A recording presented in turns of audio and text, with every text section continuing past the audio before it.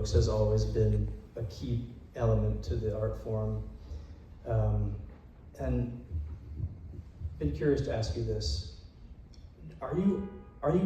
How often are you actually carrying a camera and shooting, and then in the editing process later finding sort of these threads which you weave together, versus how much of this is pre-conceptualized, like let's say, with Yellow, Run Forever, are you interested in these pawn shops, interested in, your partner sleeping, and then you realize, and then you find connections. I'm just curious about your method of sort of arriving at this finished thing where these things come together, because that's one thing you do quite well, is you don't just tend to do one thing, you do multiple things, 2, 3, or 4, and then you find a way to weave them in.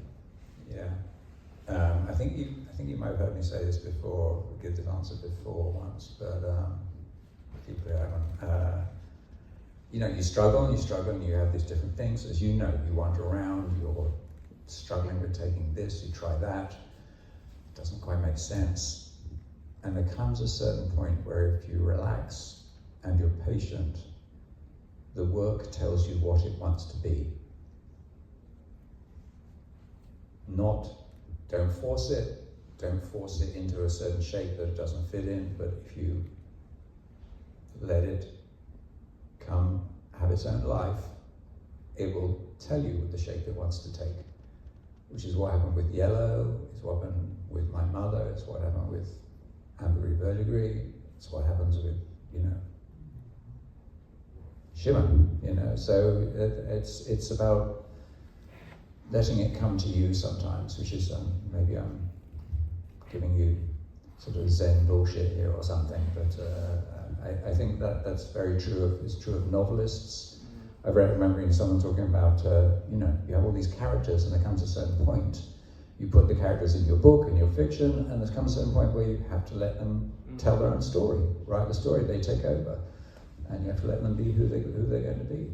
And I think that can be true it was probably true for you in your work. Yeah, I find that if I have it all figured out beforehand, the pictures and the whole project are totally boring. I'm just illustrating an idea, whereas if I fumble through it, it ends up being better.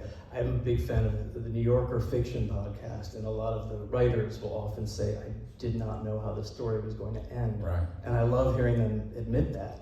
Right. I did not assume that writers work that way, but it's sort of reassuring, I find. Yeah, true.